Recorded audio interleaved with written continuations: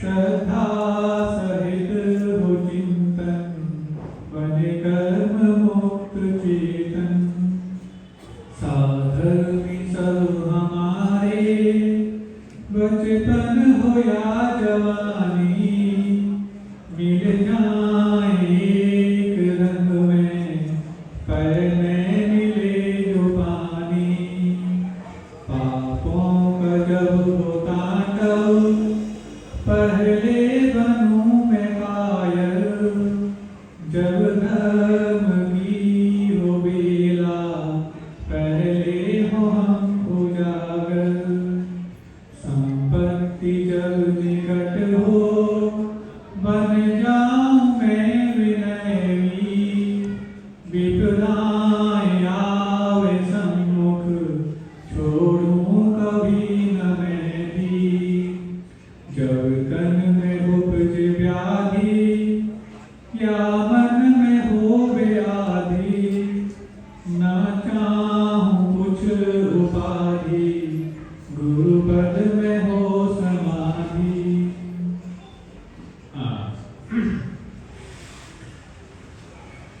कल अपन ने सकारात्मक सोच के बारे में समझा, और उस सकारात्मक सोच को जीवन में अंजाम देते देते मन में एक और सकारात्मकता आ जाती है कि हमें कुछ करके दिखाना है।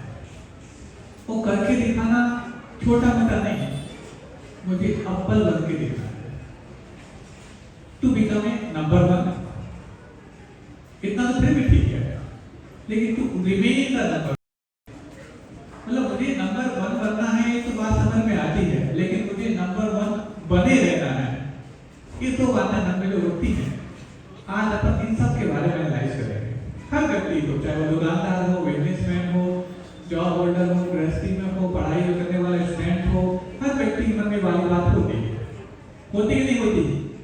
आप लोग के मन में होती नहीं है तो दूसरी बात कर लेते हैं।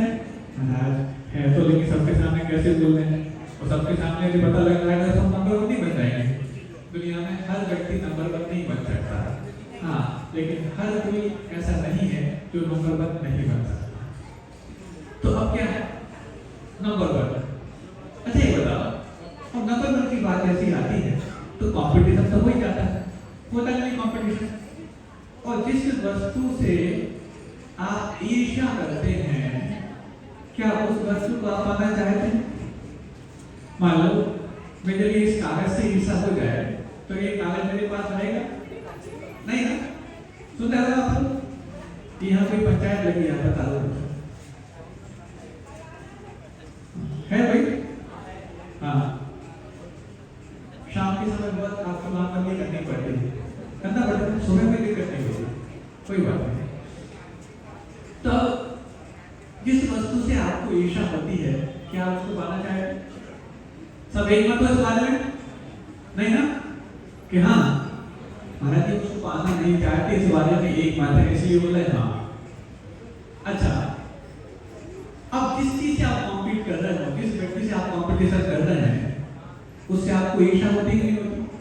होती कि नहीं होती? महाराज कई बार स्वस्थ स्पर्धा में तो होती है, स्वस्थ स्पर्धा हो वो बात अलग है, लेकिन स्पर्धा करते वक्त हम कब अस्वस्थ हो जाते हैं हमें पता नहीं लगता। तो कंपटीशन होते वक्त ईर्ष्या होना स्वाभाविक सी बात है, जिसको आप जेलसी बोलते हैं, होता था। और हम समझते हैं कि मैं अपने प्रतिस्पर्धी से कंपटीशन कर रहे हैं, नहीं। अब हम किससे कंपटीशन कर रहे हैं? हम उससे ईर्ष्या कर रहे हैं? नहीं, हम उसकी सक्सेस से ईर्ष्या कर रहे हैं? ये भी नहीं। क्यों? क्योंकि सक्सेस कल मान लो उसको ना मिले, वो फेल हो जाए तो हम ही पहुंच जाते हैं, वेल डन, आगे कैसे ट्राई करें। मतलब मुझे ना उससे ईर्ष्या है ना उसकी सक्सेस से ईर्ष्या है। सक्सेस सिर्फ एक है, जो मैं भी पाना चाहता हूँ वो भी पाना चाहता है, तो मैं उससे कॉम्पीट करते वक्त ऑटोमेटिकली मैं सक्सेस से ईर्ष्या कर बैठता हूँ। और अभी आपने क्या समझा? जिससे मुझे ईर्ष्या होती है वो मैं पाना नहीं चाहता। मतलब मैं जिससे कंपटीशन करता हूँ वहां पर मेरे लिए अपने सक्सेस को पाने की गुंजाइश को खत्म करने लगा। पाना चाहता हूँ सक्सेस, कंपटीशन मैंने जरिया बनाया और जरिया बनाते बनाते मैं कहाँ पहुँच गया कि मैं उससे ईर्ष्या कर बैठा। और ईर्ष्या करने का मतलब है मैं जिससे ईर्ष्या करता हूँ उसको पाना नहीं चाहता, लेकिन मैं उस व्यक्ति से ईर्ष्या नहीं कर पाया, मैं उसकी सक्सेस से ईर्ष्या नहीं कर पाया। अल्टीमेटली मैं उसकी सक्सेस से ईर्ष्या कर बैठा। तो मैं जिसको पाना चाहता था उससे जब ईर्ष्या कर बैठा तो क्या वो मुझे मिल पाएगा? तो फिर भाई क्या किया जाए? यदि सक्सेस पाना है, नंबर 1 बनना है, तो कंपटीशन नहीं करें तो क्या किया जाए? कंपटीशन की बजाय कोऑपरेशन किया जाए, मतलब स्पर्धा की बजाय सहयोग किया जाए। मगर क्यों सहयोग करने से मेरा क्या फायदा होगा? कंपटीशन करते वक्त तो कम से कम ऐसा मन रहता है कि नहीं मैं कंपटीशन करूंगा तो मेरे पास कुछ एंथुसियाज्म रहता है, यानी उत्साह रहता है। लेकिन जब मैं कंपटीशन या स्पर्धा करना बंद कर देता हूँ तो उत्साह भी खत्म हो जाता है, मैं संतुष्ट हो जाता हूँ कि मुझे कुछ नहीं करना। तो संतुष्ट होने से अपने आप को बचाना है और कंपटीशन के साइड इफेक्ट से भी अपने आप को बचाना है, तो सबसे आसान उपाय है कोऑपरेट करना सीखो। इससे क्या होगा? कोऑपरेट करते वक्त जो ईर्ष्या के साइड इफेक्ट होते थे उससे तो आप बच जाएंगे। और दूसरा बड़ा फायदा ऐसे होगा कि जिसको आप कोऑपरेट करते हैं, क्योंकि सब अपॉर्चुनिटी उसके पास है, अभी अवसर उसके पास है, तो उसके अवसर में उसको सहयोग करते वक्त जो मैं अनुभव पाऊंगा, जब मेरे पास अवसर आएगा तो उस अनुभव का प्रयोग करके अपनी सफलता को जल्दी पा लूंगा। क्योंकि अरे मेरे पास अवसर होता तो मैं कॉम्पिटिशन की बात भी नहीं सोचता और कॉम्पिटिशन की बात भी नहीं सोचता। लेकिन जब मेरे पास अवसर नहीं है तभी तो मैं उससे कॉम्पीट करना चाह रहा हूँ उस अवसर को पाने के लिए। तो इसकी बजाय मैं उसको कॉम्पीट करने की बजाय कॉपरेट करता हूँ, तो ईर्ष्या से भी बच जाता हूँ। जो ईर्ष्या मेरी सक्सेस को मुझसे दूर ढकेलती थी उसको भी मैं अपने पास ला लेता हूँ, और जिस अनुभव को मैं बाद में पाता अपने अवसर के आने के बाद, वो दूसरे को कॉपरेट करते वक्त पहले से पा लेता हूँ। और फिर जो बोलते ना practice and experience makes man perfect, तो प्रैक्टिस तो मैं जब अवसर आएगा तब मैं कर लूंगा, लेकिन अनुभव कहाँ से लाऊंगा? तो अनुभव दूसरे को कॉपरेट करते हुए जो मैंने पा लिया है उस अनुभव को अवसर आने पर अपने अभ्यास के साथ जोड़ दूंगा, सफलता और जल्दी पा लूंगा। समझ में आएगा? तो कंपटीशन की बजाय कोऑपरेट करने के लिए जिद पैदा कर लो तो शायद हमारा काम और भी आसान हो जाए। लेकिन हम क्या सोचते हैं, कोऑपरेट करेंगे तो फायदा सामने वाले का होगा, मेरा क्या होगा? अरे मेरा उससे बड़ा फायदा होगा। क्यों? क्योंकि सामने वाला मेरे कोऑपरेशन को किस हद तक अंजाम दे पाएगा मुझे नहीं मालूम, लेकिन मैं तो उसको कोऑपरेट करते वक्त एक्सपीरियंस पा रहा हूँ, उस एक्सपीरियंस को तो मैं अपने अभ्यास के साथ जोड़ करके अंजाम दे ही दूंगा। अब बात आ गई, ठीक है महाराज जी बात समझ में आ गई, लेकिन फिर भी मन में इच्छा तो रहती है कि नंबर 1 बनूंगा। पर नंबर 1 बनते वक्त मैं जब कॉम्पिटिशन करता हूँ तो लगता है कि अच्छा हो जाता है उससे। चलो एक बात और इसको पूरी तरीके से समझते हैं। आप किसी व्यक्ति से कंपटीशन यदि कर रहे हैं, किस आधार पर करना चाहें? मान लो बिजनेसमैन है, घर गृहस्थी में भी सास बहू के बीच में हो जाता है कंपटीशन, जेठानी दरानी के बीच में हो जाता है, भाई भाई के बीच में हो जाता है, बहन बहन के बीच में हो जाता है, भाई बहन के बीच में हो जाता है, और तो और पति पत्नी के बीच में हो जाता है। ये सब तो आदतें होती हैं, कंपटीशन हो, कोऑपरेशन हो, कॉन्फिडेंस हो, कमिटमेंट, तो ये आदतें हैं। हम समझते हैं कि आदतें किसी एक फील्ड में पैदा होती हैं, एक फील्ड में नहीं। कैसे? मान लो एक कोई व्यक्ति अपने ऑफिस में अपने कलीग से कंपटीशन कर रहा है, लेकिन उसको लगता है कि मेरा कंपटीशन सिर्फ ऑफिस तक सीमित है। नहीं, ऑफिस तक निमित्त बना, कंपटीशन यहाँ हुआ है। वो ये जहाँ जहाँ जाएगा वहाँ वहाँ उस आदत से अपने आप को मजबूत पाएगा। और क्या होता है फिर वो खाते को आता है तो पति और पत्नी के बीच में कंपटीशन होने लग जाता है कि जो घर का नौकर है वो पति की बात ज्यादा सुनता है कि पत्नी की। अब ये कंपटीशन तो मैंने कभी किया नहीं था, लेकिन आ कैसे गया? क्योंकि मैंने कंपटीशन की शुरुआत की थी ऑफिस में या बिजनेस में, लेकिन शुरुआत निमित्त के रूप में थी, हुई तो इस दिल में थी। और जब यहाँ कंपटीशन की आदत पड़ गई है तो फिर हर जगह आप उस आदत से मजबूर पाएंगे। एक अच्छी बात सुन लो आप लोग, कोई भी आदत चाहे वो अच्छी हो चाहे वो बुरी आदत हो, कम से कम 7 दिन लगते हैं उस आदत को तैयार होने में, और अधिकतम 21 दिन। 7 से लेके 21 दिन तक कोई भी काम लगातार करते जाओ तो आपकी आदत बन जाएगी। पहले हम कोई काम करके आदत बनाते हैं और बाद में आदत हमें बनाती है। कोई भी आदत हो, अच्छी आदत को आप बदलना चाहते हैं और अच्छी आदत में तब भी इतना समय लगेगा, लेकिन अच्छी आदत को यदि आप मिटाना चाहते हैं, भले आप गलत काम करने लग जाओ तो भी आपकी अच्छी आदतों की संस्कारी कम से कम 7 दिन और 121 दिन लगे मिटने के लिए। ऐसी बुरी आदत को अच्छी में तब्दील करना चाहते हो तब भी ऐसा ही होगा। तो 7 से लेकर 21 दिन का आप ध्यान रखो। ए बच्चों, रोज बोलना पड़ता है। 7 से लेकर 21 दिन लगते हैं उस आदत को तैयार होने में, और फिर आप चाहो तो उस आदत से अपने आप को तैयार कर सकते हो। तो ये आदतें होती हैं। अब फिर भी मान लिया आदत से मजबूर है कि हम कंपटीशन करते हैं, घर में होता है कई बार, हम देख लेते हैं आप लोग की कंपटीशन की आदत चौके में। अब 4 लोग हैं घर में चौका लगाने वाले, और उसने बनाई कोई चीज, वो देख लिया कि देवरानी की चीज ज्यादा चल रही है, ये ठाकुर कम चल रही है।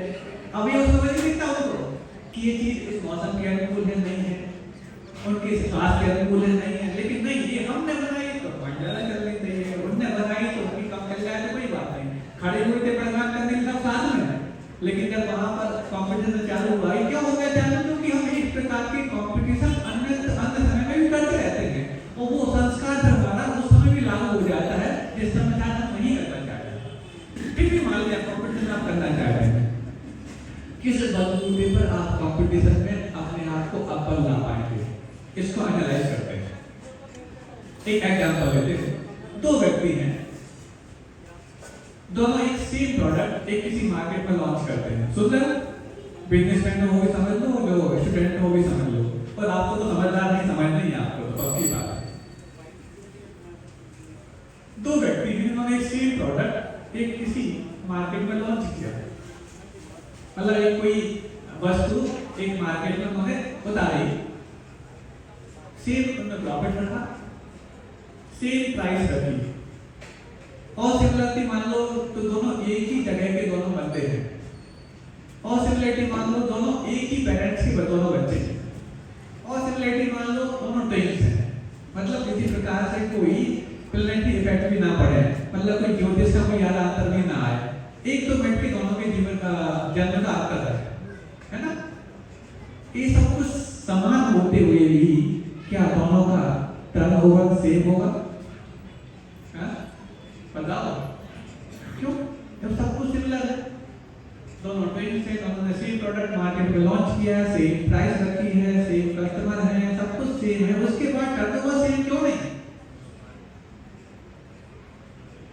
सब कुछ सेम हो सकता है, लेकिन उसका पास्ट कार्मिक अकाउंट जिसको आप भाग्य बोलते हैं वो सिमिलर हो जरूरी नहीं। हो सकता है करोड़ों लोगों में 2 लोगों की हाथ की रेखाएं भी सेम हो जाती है। हाँ ऐसा है, कई करोड़ों में ऐसा होता है कि दोनों की हाथ की रेखाएं सेम हो जाए, दोनों फिंगरप्रिंट भी सेम हो जाए, सब कुछ सेम होते हुए भी उनका भाग्य या उनका पास्ट कार्मिक अकाउंट सेम हो जरूरी नहीं। तो जो हमारे उस कंपटीशन में सबसे बड़ा मायना रखता है, इसको भाग्य बोलते हैं, जब वो आपके हाथ में नहीं है तो किस आधार पर अपने प्रतिस्पर्धी को आप स्पर्धा देंगे? और जब नहीं दे सकते तो फिर कंपटीशन करने की बजाय क्यों ना ऑपरेशन करने लगना है, चाहे पढ़ाई की बात हो, चाहे वो व्यापार की बात हो, चाहे गृहस्थी की बात हो। हम जब भाग्य को पहचान ही नहीं पा रहे हैं, जब हम भाग्य को देख ही नहीं पा रहे हैं, हम पुराने अपने अतीत को जान ही नहीं पा रहे हैं जो हमारे वर्तमान के साथ मिलकर के हमारे भविष्य का निर्माण करने वाला है, तो किस बलबूते पर सामने वाले को प्रतिस्पर्धा देने जा रहे हैं? इसको भूल करके जो हमारे उस सफलता की सबसे बड़ी कुंजी है उसको भूल करके और हम असफलता के पायदान चढ़ना चाहें, वो भी ईर्ष्या और कंपटीशन के माध्यम से, कहां तक हम सफल हो पाएंगे? एक बीच में प्रश्न भी रखा है क्योंकि हम बात बीच में ला रहे हैं। किसी ने प्रश्न किया कि हमारी आंतरिक शक्ति को कैसे पहचाने कि हर परिस्थिति में सहनशील बन सके, धार्मिक, सामाजिक और सभी क्षेत्र में। बहुत अच्छी बात, इसके बारे में तो एक बार बताया था, हो सकता आप नहीं रहे होंगे, फिर बता देते हैं। दुनिया की तमाम शक्तियां कुछ ग्रहण करने की बात करती हैं। आर्थिक शक्ति यदि आप बढ़ाना चाहते हैं तो अच्छा आपको अर्न करना पड़ेगा। शारीरिक शक्ति बढ़ाना चाहते हैं तो अच्छा आपको ग्रहण करना पड़ेगा, भोजन पानी एक्सरसाइज जो खाली है। आप अपनी बौद्धिक शक्ति बढ़ाना चाहते हो तो अच्छा लर्न करना पड़ेगा,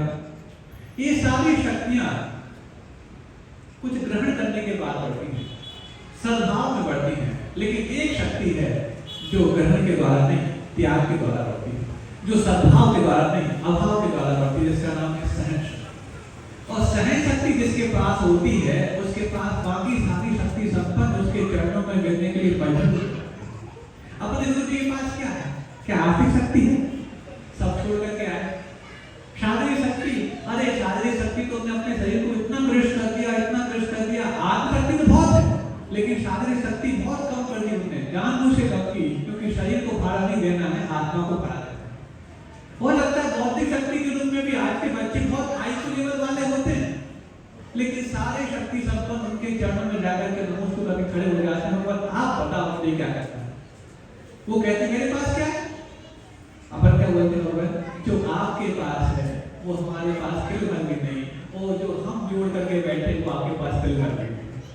ऐसा जब उनके सामने पहुंच करके हम गुहार लगाते हैं, सिर्फ एक ही शक्ति के कारण उनके पास शक्ति है, तो सहन शक्ति।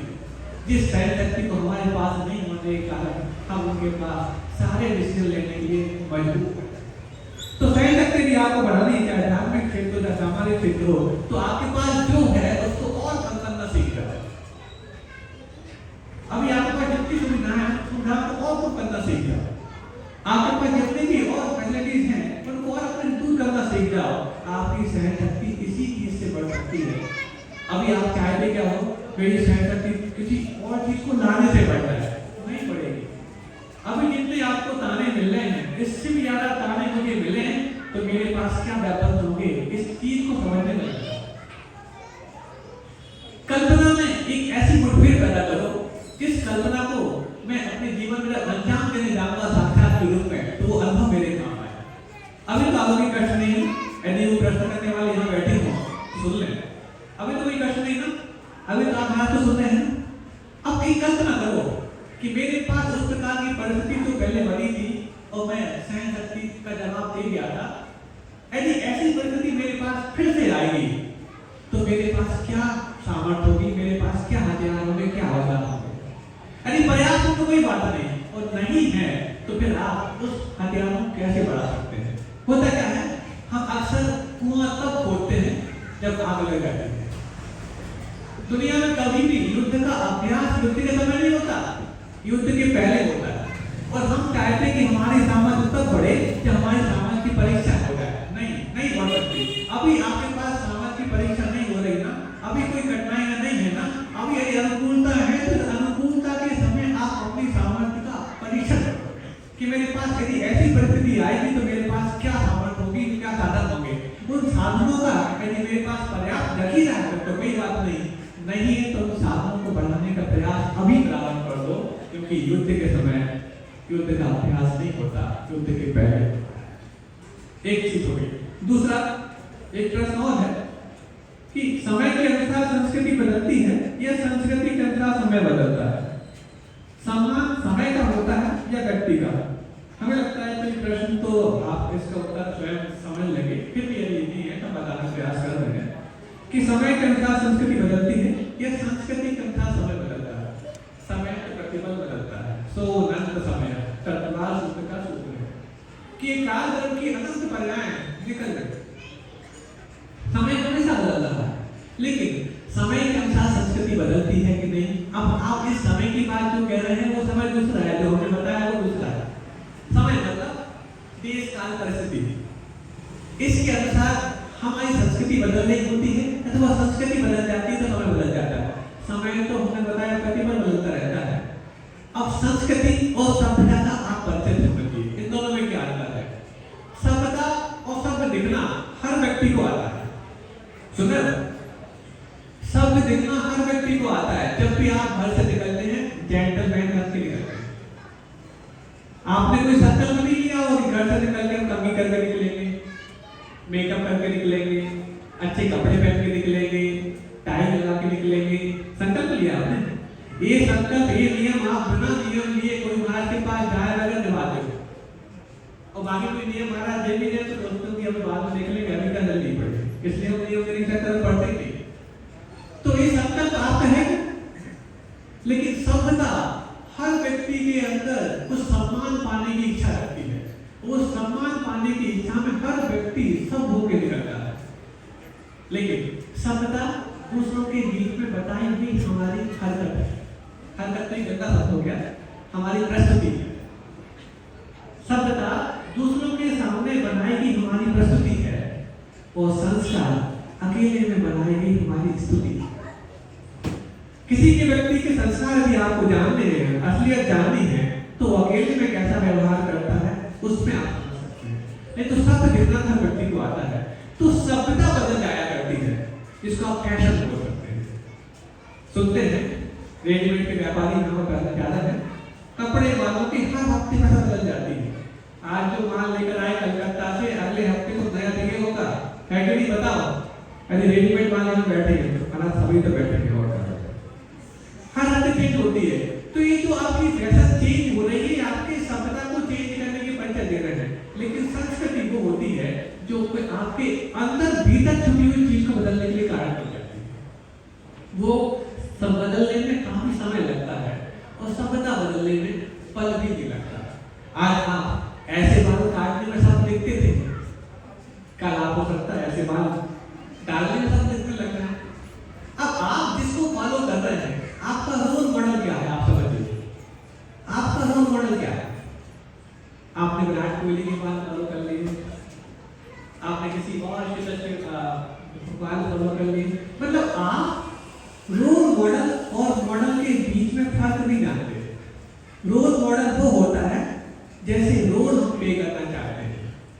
मान लो कोई क्रिकेटर किसी का रोल मॉडल है, मतलब आदर्श है, तो जो क्रिकेट खेलता है उसके लिए क्रिकेटर आदर्श हो सकता है, हम और आपके लिए नहीं। हमारे लिए एक मॉडल है वो कि हाँ क्लैपिंग करने के लायक है, प्रशंसनीय तो है, लेकिन वो अनुकरणीय नहीं है। रोल मॉडल अनुकरणीय होता है और मॉडल मात्र प्रशंसनीय होता है। तो यदि हम उस जैसे रोल प्ले करना चाहते हैं, तब तो हमारा रोल मॉडल है जैसे गुरु जी हमारे रोल मॉडल है, क्योंकि हम खुद जैसा बनना चाहते हैं, आप लोगों के नहीं। महाराज ऐसा तो बोल रहे हैं, गुरु जी तुम्हारे आदर्श हैं, आपके यदि आदर्श होते तो आप भी यहाँ पर बैठ जाते, आप भी भैया की ट्रेनिंग बैठ जाते। आदर्श तो सिर्फ उनके हैं जो मोक्ष मार्ग में चलना चाहते हैं, जिनके लिए मोक्ष मार्ग में चलने की अभी जिद नहीं हुई है, उनके लिए वो पूजनीय तो हैं, अनुकरणीय नहीं बने।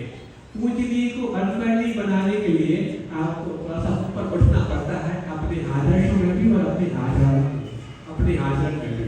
इसलिए बात अपन सदाचार की कर रहे हैं कि रोल मॉडल और मॉडल के बीच में आप फर्क समझिए।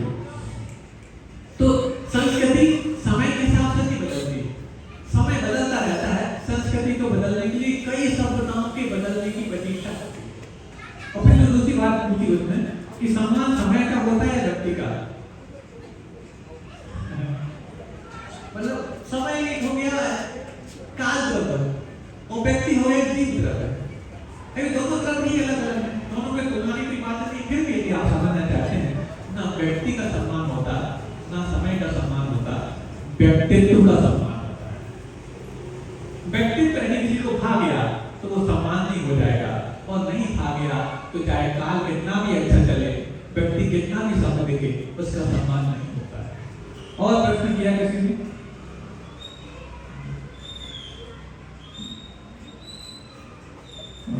ये प्रश्न यही करना था, महाराज जी आहार कराने का सही तरीका क्या है? तो अभी तक गलत तरीके से आते थे। यदि आपके यहाँ साधु आए और आपका तरीका सही नहीं होगा तो वैसे वो आहार नहीं करेंगे, क्योंकि उनकी आहार के समय भिक्षावृत्ति भले ही होती है, लेकिन वो शीघ्र वृत्ति कभी नहीं छोड़ते। शीघ्र वृत्ति और भिक्षावृत्ति इन दोनों का तालमेल साधु के साथ प्रति समय चलता रहता है। भिक्षावृत्ति सिर्फ आहार के समय काम करती है और शीघ्रवृत्ति हमेशा काम करती है। आहार के समय में जब वो खड़े हो गए तब भिक्षावृत्ति से हाथ आगे करते हैं। लेकिन गुरुदेव ने अच्छी बात कही थी, भिक्षावृत्ति का अर्थ दीनता नहीं और शीघ्रवृत्ति का अर्थ क्रूरता नहीं। हम शीघ्रवृत्ति वाले इसलिए क्रूर बन जाए आपके प्रति, गलत बात। और भिक्षावृत्ति वाले इसलिए आपके सामने लज्जावान बन जाए, कैसा करने लग जाए, गलत बात। भिक्षावृत्ति इसलिए क्योंकि स्वयं इस मामले में बना नहीं सकते, तैयार नहीं कर सकते, इसलिए पराधीन है। लेकिन उस पराधीनता में भी ये स्वाधीनता है कि हमारी विधि के अनुसार मिलेगा तभी ग्रहण करेंगे, अन्यथा ग्रहण नहीं करेंगे। स्वाधीन वक्तव्य भी है, लौट कर।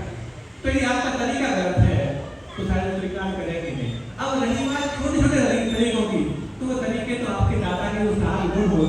उन गुणों में हमने एक बार बताया था, लगभग आधा पौन घंटे इसी मंच से हमने इसके बारे में व्याख्यान किया था। यदि आपको पुराना भरा हुआ मिल जाए तो आप उसको सुन सकते हैं।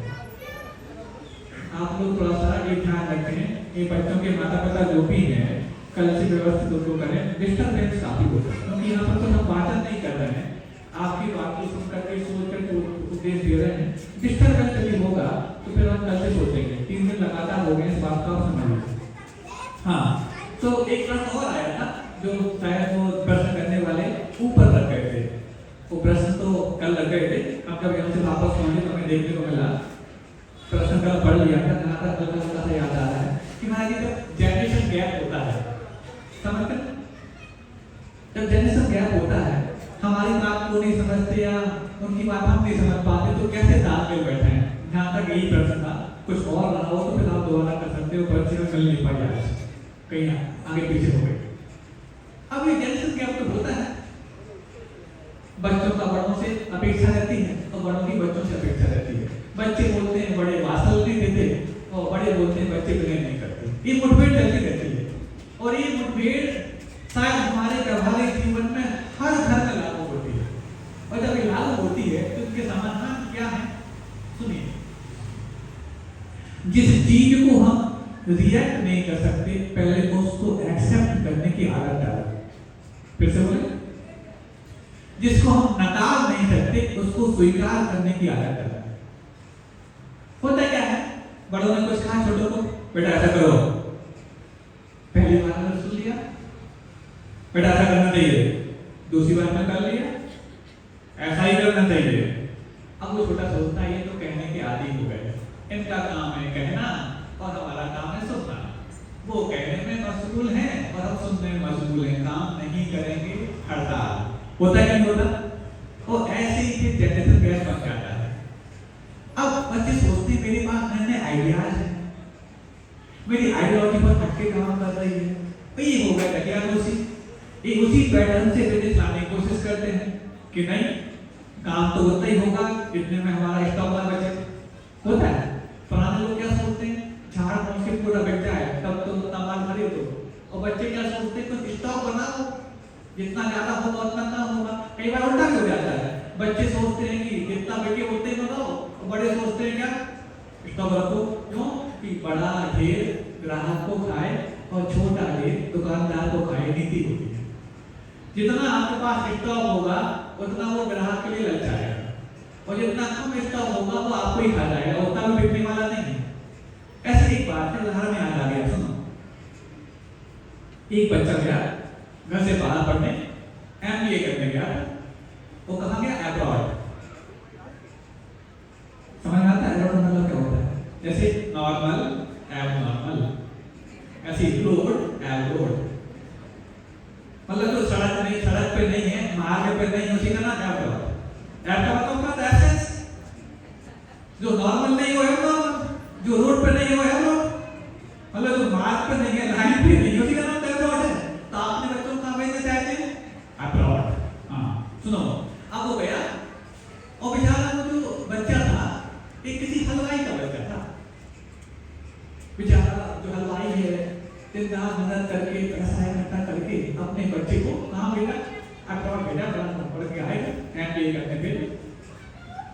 इस बीच में बच्चा पढ़ लेकर के आगे, उसको जॉब करने की जिद थी, करेगा भी, लेकिन बीच में आया घर पे, क्योंकि इतना पढ़ाया लिखा है तो कम से कम जो पढ़ाई लिखाई की जो खर्चों की रसीदें हैं ना, वो कम से कम मॉडल कराओ, थमा तो आए। रसीद क्या होती है, डिग्रियां। डिग्रियां तो तालीम पे किए गए खर्चों की रसीदें हैं, हुनर तो वो है जो किरदार में झलकता है। फिर से बोले, डिग्रियां तालीम पे किए गए खर्चों की रसीदें हैं, हुनर तो वो है जो किरदार में झलकता है। हम समझते बहुत डिग्री लेकर के आ गए, अरे जो रसीदें हैं जो आपने अपनी पढ़ाई पे खर्चा किया है ना, बदले में रिसीप्ट दी है कि हाँ ले जाओ डिग्री, ये MBA की, ये BTech की, ये MTech की, ये CA की, आगे महाराज ऐसा क्यों बोल रहे हो? क्योंकि डिग्री होल्डर सिर्फ आप ही लोग ऐसा नहीं, मंच पे बैठने वाले बहुत सारे डिग्री होल्डर हैं, लेकिन उनकी वो रसीदें उन पर हावी नहीं है, और आपकी रसीदें आपके ऊपर हावी हो जाती हैं। आपने दान दिया, नहीं मिलती है तो आप चिपकाए फिरते हो, नहीं महाराज जी नहीं, लेकिन डिग्री का तो आप चिपकाए फिरते हो अपने साथ कि नहीं मैं आई एम मिस्टर समथिंग आ गया। तो गया वो, लौट कर आया, अब उसको पूरे मार्केट का मुआयना किया था और आकर के बोल देता अपने पिताजी से, अरे पापा आपको मालूम नहीं है पूरा विश्वव्यापी मंदी के दौर से गुजर रहा है। अब ये शब्द पिताजी ने पहली बार सुना था, सुन लो अच्छी घटना है। पूरी दुनिया विश्वव्यापी मंदी के दौर से गुजर रही है। पिता सोचता है मेरा बेटा पढ़ लिख करके आया, मंदी का दौर चल रहा है और मंदी का दौर चल रहा है तो फिर इसकी बात मैं नहीं मानूंगा तो इसकी पढ़ाई का मतलब क्या होगा। अब वो कल तक इतना बड़ा धान निकालता था, क्या कचौड़ी हो, जलेबी हो, जो कुछ भी हो, सब चीजों के, अब उसमें तो मंदी आ गई है तो उसने बड़े स्टॉक कम कर दिया और देखा देखा कल तक मेरा 10 किलो का धान निकलता था, पूरा बिकता था, आज मैंने 9 किलो निकाला, इतना ही बिका, बाकी में मंदी आ गई है। सोचा बाकी में मंदी और बढ़ेगी तो उसने अगले दिन क्या किया, 8 किलो का किया, फिर और कम किया, 7 किलो का किया और ऐसे करते करते कुछ दिन और निकाले। एक आध महीने बाद एक परात में छोटी सी थाली में कुछ चीज रख के बैठ गया और बेचने बैठा है और उस दिन उसकी वो चीज भी नहीं मिली। उसने कहा बहुत अच्छा था, मेरे बेटे ने अनावश्यक अपव्यय से मुझे बचा लिया, पढ़ लिख करके आया था, वो अब्रॉड से MBA करके आया था और मंदी की बात उसने मेरे लिए पहले से बता दी, मेरा फालतू खर्चा हो जाता, ये बिकता नहीं तो फालतू होता, यही पढ़ाई का फायदा है। अब आप लोग बताओ क्या उस पिता ने अपने बेटे के पढ़ने के बाद तो उसकी सलाह मान ली कि दुनिया विश्वव्यापी मंदी के दौर से गुजर रही है और अपनी दुकान को बंद करने लायक बना दिया, उसने ठीक किया ना? क्यों नहीं किया? पहले उसके 10 किलो का माल बिकता था, अब बाकी के थाली वाला माल भी नहीं बिक रहा, मंदी तो आई नहीं। अब ये MBA करने वाले क्या जाने हैं कि मंदी का दौर विलासता की वस्तुओं पर पड़े तो फिर भी साथ साथ होता है, उस पर लागू होता है। आवश्यकता की वस्तुओं पर मंदी का कोई असर नहीं पड़ता। एक बहुत अच्छा गजल आया था कोरोना काल में, सुनो और बहुत समझना इस पंक्ति को, इसके रहस्य को। क्या कहा? दुनिया ने अपनी आवश्यकता की वस्तुएं खरीदना प्रारंभ क्या की कि दुनिया की अर्थव्यवस्था ही चौपट हो गई। समझ गए? लोगों ने अपनी आवश्यकता की वस्तुओं को खरीदना मात्र प्रारंभ क्या किया कि दुनिया की अर्थव्यवस्था ही चौपट हो गई। मतलब दुनिया की अर्थव्यवस्था अनावश्यक चीजों के लेन देन से चलती है और कोरोना काल में सिर्फ लोगों ने आवश्यकता की वस्तुओं का ही लेन देन किया और पूरी विश्व की अर्थव्यवस्था से मरा गई। और समझ रहे हो ना? तो ऐसे वो साहब ज्यादा पढ़कर आए थे अब्रॉड से, MBA करके आए थे, बोल दिया मंदी का दौर चल रहा है। मंदी का दौर खाने की पीने की चीजों में नहीं चलता, विलासता की वस्तुओं में चलता है और उन्होंने अपने बेटे की बात मान करके और सब कुछ चौपट कर डाला। समझ में आ रही है बात? इसका मतलब ये हो गया कि आप यदि अपनी सलाह देना चाहते हैं अपने पेरेंट्स को, बात कहाँ से उठी थी? कल के प्रश्न से उठी थी। यदि जनरेशन गैप बढ़ रहा है तो सबसे पहले आप अपनी हुनर को बताना चाहते हैं तो बताने की बजाय उसको पूछने वाला रास्ता बताओ। कोई आपने जो आपके पिता ने आपके लिए निर्णय लिया बेटा ऐसा करना है, या माँ ने दिया, बच्चों को दिया, बेटी को दिया, बेटे को दिया, ऐसा करना है और आपने सिरे से खारिज कर दिया, तो ना शब्द सुनकर के सामने वाला पहले भड़क जाएगा, ये तो बात सुनता ही नहीं। और यदि आपने कह दिया हाँ बहुत अच्छा है और आपको लगता है कि उनका निर्णय ठीक नहीं है वर्तमान परिवेश के हिसाब से और आपके पास नए नए आइडियाज हैं, सुनते हो यंगस्टर? सुनो, आपके पास नए नए आइडियाज हैं और आप बताना चाहते हो अपने पिताजी को, मम्मी को, आदि आदि, तो पहले तो जो वो कह रहे हैं उसको एक बार स्वीकार कर लो, उनके आधे हौसले पहली बार में पस्त कर दोगे आप। और यदि आपने स्टोरी से खारिज कर दिया तो उनके हौसले और बढ़ा दोगे, सुनते ही नहीं नारायण कहीं का, ऐसा बोल देंगे। तो पहले उनकी बात सुन लो, हाँ बिल्कुल ठीक है, और फिर उनकी बात करना प्रारंभ भी कर दो। एक आध दिन हो फिर धीरे से रखो, पापा यदि इसको ऐसा करते तो कौन सा नुकसान हो सकता था? उनको ये नहीं कहो कि आपने गलत निर्णय दे दिया, उनसे पूछो, क्योंकि पूछने में सामने वाले का इम्पोर्टेंस समझ में आता है। शेर से भी यदि पूछने वाली माला उसे गले में पहना दो ना, तो शेर भी हाथ जोड़े खड़ा हो जाता है, क्या होगा मेरे आका। और यदि आप उससे कहो, एक बकरी को भी कहो हंटर दिखा करके, तो वो भी समझ जाएगी हंटर हमारे पास भी, चिंता मत करना, सिंह है हमारे पास। तो इसलिए शेर की भी यदि आपको उसकी जो क्रूरता है वो कम करनी है, तो पहले तो उसको स्वीकार करना सीख जाओ। वो स्वीकार करना सीख जाओगे, फिर उसकी इम्पोर्टेंस को बताने के लिए बताने वाला नहीं, पूछने वाला रवैया तैयार करो। तो पूछने वाला रवैया तैयार करोगे तो आपके बीच का जो जनरेशन गैप है अपने आप नहीं है, तो फिर और बढ़ता जाएगा। आप कहोगे हम टैलेंटेड, वो कहेंगे हम एक्सपीरियंसफुल हैं। और एक्सपीरियंस और टैलेंट के बीच में जो मुठभेड़ होती है, वो फिर बहुत बड़े जनरेशन गैप के रूप में सामने आने लग जाती है। फिर एक घर में दो दीवार, हम इस तरफ आप इस तरफ, बनाया था दोनों के लिए घर, लेकिन सेतु ना बन करके दीवार हमने बना दी। क्यों बना दी? क्योंकि विचार नहीं मिल रहे हैं। विचार क्यों नहीं मिल रहे हैं? क्योंकि स्वीकार करने की क्षमता हम खोते जा रहे हैं। स्वीकार हम क्यों नहीं कर पा रहे हैं? क्योंकि नकारने की चीज हमने पैदा कर ली है। शुरुआत में आप नकारने वाला रवैया खत्म कर दो, हम उनको अपनी बात में परिचित कराएंगे। अब जब आपने पूछा उनसे, पापा यदि हम ऐसा करते तो क्या होता? अरे ये तो कितनी बड़ी बात उसने कह दी। अब पापा जल्दी नहीं मानेंगे, अपनी बात को स्वीकार नहीं करेंगे। हाँ बेटा ठीक है, लेकिन उसने ये तो समझ लिया कि बेटे में टैलेंट आ चुका है। अभी तक जो चाबी दुकान की अपने पास रखते थे और आपको थमाने से पहले सोचते थे, अब वो धीरे धीरे चाबी आपके हाथ में लेना ही प्रारंभ करेंगे।